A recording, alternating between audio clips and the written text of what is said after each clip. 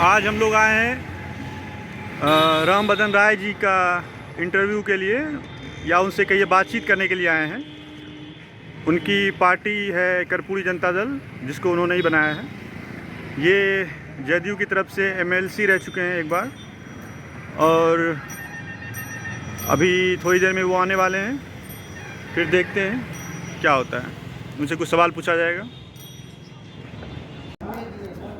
Sir जैसे कि अभी लोकसभा का चल रहा है इलेक्शन, तो आप थोड़ा अपने पार्टी के बारे में बताइए कि कर्पूरी जनता दल जो है उसकी आइडियोलॉजी क्या है या विचारधारा क्या है, ताकि लोग अच्छे समझ पाएँ कि क्या है ये जनता दल। कर्पूरी जनता दल तो मेन बेस है धर्मनिरपेक्ष की राजनीति करना। यह न धर्म के आधार पर राजनीति होगा, न जात के आधार पर होगा। यहाँ राजनीति कमज़ोर वर्ग के ऊपर उठाने की होगी। जो कमज़ोर है, दलित है, पिछड़ा है, महिला है, मुस्लिम समाज के लोग हैं, हम लोग उसको अप करना चाहते हैं। जो 70 वर्ष में अनबैलेंस सोसाइटी हो गया, अनबैलेंस सोसाइटी हुआ। एक सोसाइटी जो हमसे आगे था, गरीबों से आगे था, वही आगे आगे होते जा रहा है, और जो नीचे छूट गया वो नीचे ही जा रहा है, उसकी प्रगति नहीं हो रही। इसलिए कर्पूरी जनता दल अपनी पार्टी बनाकर हम चाहते हैं कि समानता पर आधारित हमारी पार्टी हो, सभी लोगों का विकास हो। जो भी समाज में कमज़ोर लोग हैं उसको हम आगे बढ़ाने के लिए अपना राजनीति प्रोग्राम बनाएंगे। तो सर अभी जैसे कि आप यहाँ पे देखिएगा कि जो प्रचार चल रहा है उसमें लोग कह रहे हैं कि हम लोकल कैंडिडेट को नहीं देख रहे हैं, बल्कि आप ऊपर देखिए कि ऊपर कौन है, कि ऊपर आप मोदी जी को देखिए, उसको देखकर वोट करिए। नीचे कैंडिडेट कैसा भी अच्छा हो ख़राब हो उसको आप मत देखिए। तो इस पर आप क्या कहते हैं? इस पर ऊपर देखिए। हाँ, लोग कहते हैं कि हम लोकल कैंडिडेट को नहीं देख रहे हैं, यहाँ पे कौन अच्छा काम कर रहा है, ख़राब काम कर रहा है, वो नहीं देख रहे हैं। हम सीधा ऊपर मोदी जी को देख रहे हैं। वो तो काफ़ी अच्छी छवि के वो पीएम है। प्रधानमंत्री क्या है? जनता का मालिक है क्या? उनको देखेगा, उनको काहे देखेगा? जो सामने आया काम नहीं किया उसको लोग भगा रहा है। आप भ्रष्टाचार कर दिया, मजदूरों को पैसा लुटवा दिया, रिफाइनरी फर्टिलाइजर का कमीशन मजदूरों का खाए आप। समाज हमारा शांत है, हम हिंदू मुस्लिम सब दिन बेगूसराय में एकजुट होकर रहे हैं। आप उधर हिंदू और मुसलमानों में रोज झगड़ा लगाने के लिए घूमते रहेगा तो आपको कौन करेगा? कौन बर्दाश्त करेगा? तो अपने पास प्रधानमंत्री बुला ले और जैसे गाली गलौज कराते रहे। बेगूसराय में ये माल नहीं चलेगा, ये रिजेक्ट माल है। इसको जनता खदेड़ दिया है, गाँव घुसने नहीं दे रहा है। इसलिए कुछ लोग कह रहे हैं तो अपना देते रहेंगे। आकाश वो देखते होंगे तो आकाश से देखते रहें। जमीन में बेगूसराय के लोग जमीन देखता है।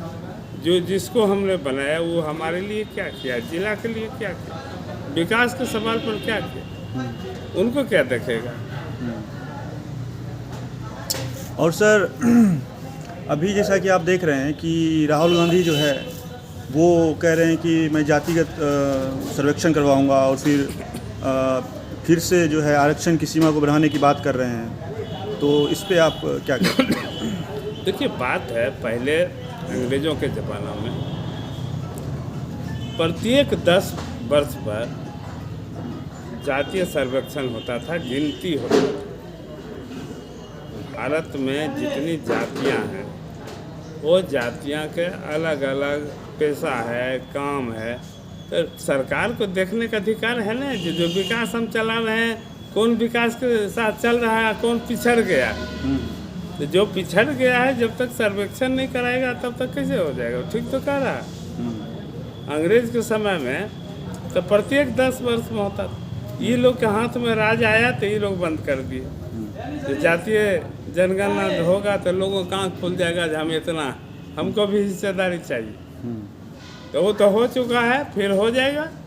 सही बोल रहा है राहुल गांधी। ये लोग गरीब, पिछड़ा, दलित को दबाई कर राजनीति करना चाहते हैं। उसकी जनसंख्या उसको नहीं बता, ताकि वो टोकरी ढोते रहे, अपने विकास के बारे में नहीं बात करे, अपने हिस्से के बारे में नहीं बात करे।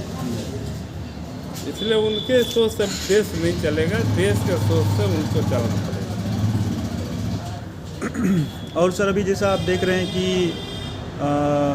जैसे शराब घोटाले में अरविंद केजरीवाल जी को गिरफ्तार कर लिया गया और फिर हेमंत सोरेन जी को गिरफ्तार कर लिया गया, तो कुछ लोग कह रहे हैं कि डेमोक्रेसी जो है भारत का वो खतरे में है, और कुछ लोग तो कह रहे हैं कि हमको 400 सीट चाहिए क्योंकि मैं बोल रहा हूँ संविधान को जो है मुझे बदलना है।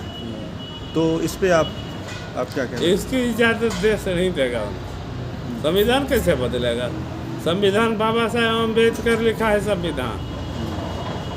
ये संविधान जिस समय बन रहा था उस समय भी भाजपा विरोध किया था। ये संविधान समाज का दर्पण है, विकास का दर्पण है। ये संविधान में जो है वही मुताबिक चलेंगे। भारतीय जनता पार्टी में तो प्रधानमंत्री नरेंद्र मोदी आरक्षण विरोधी है, बोला है हम आरक्षण के खिलाफ हैं, नौकरी में आरक्षण है उसके खिलाफ है। यही देश चलाएगा? ये भाग विधाता है क्या? आया है, कुछ दिन रहेगा, राज करेगा, जाएगा। ये क्या है? भारत विशाल चीज़ है, वहाँ का तो चिड़ै चिरमुंडी नहीं है, देश बड़ा है। और सर डेमोक्रेसी जो खतरे में है उसके बारे में कुछ? नहीं, डेमोक्रेसी कहाँ खतरे? जैसे कि अरविंद केजरीवाल जी को शराब घोटाले के मामले में चुनाव के समय गिरफ्तार कर लिया गया। यही बात तो है, संविधान के दुरुपयोग कर रहा, पावर के दुरुपयोग कर रहा। जहाँ भाजपा के शासित राज्य है वहाँ पर कुछ नहीं, और यहाँ जो अपोजिशन के जो लोग मुख्यमंत्री है उसको तंग कर रहा है। ऐसा कौन सा घोटाला हो गया जो जेल के अंदर बंद करके रखो? ये सब सही नहीं हो रहा है। देश के लिए खतरा है जो किसी समय हमारे और आपके मुंह पर ताला लगा देगा कि इससे आगे तुम नहीं बढ़ रहे। इसलिए डेमोक्रेसी खतरा होगा उनके कारण। और सर एक लास्ट क्वेश्चन है कि मतलब आप कुछ यहाँ पे बेगूसराय की जनता के लिए कुछ मैसेज देना चाहें कि किस आधार पे वोट करें, क्या सोचकर वोट करें? इसके लिए हम लोग चाहते हैं कमज़ोर वर्ग के ऊपर उठाने के बात है, बेगूसराय के विकास करने का सवाल है। बेगूसराय 5 साल में गुंडों के हाथ में चला गया, जिसको जहाँ मन हो वही कर रहा है। यहाँ ई रिक्शा वाला गरीब को खाली गुंडा टैक्स नहीं दिया, हर चौक पर गुंडा को बैठा के असूला, इसलिए उसको मारते मारते कुछ के मार दिया रोड पर। और ये भाजपा पार्टी वाला सब मारने वाला को बचा लिया दबाव देके। इसलिए ऐसा बेगूसराय नहीं होगा। बेगूसराय शांत बेगूसराय होगा, समृद्ध बेगूसराय होगा। कोई किसी के दबाव में नहीं काम करेगा या किसी को देख के बोलने में सकुचा नहीं जाएगा।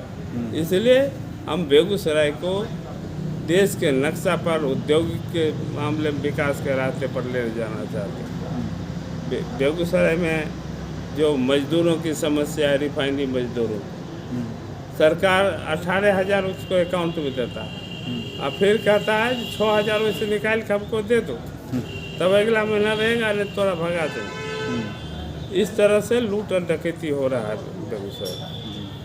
यहाँ मजदूरों के साथ अन्याय हो रहा है, किसानों के साथ में, व्यापारियों के साथ में, मजदूरों के साथ में बिल्कुल गुंडागर्दी हो रहा है। वो कमाई कोई पैसा ले जा रहा है। ठीक है, थैंक यू।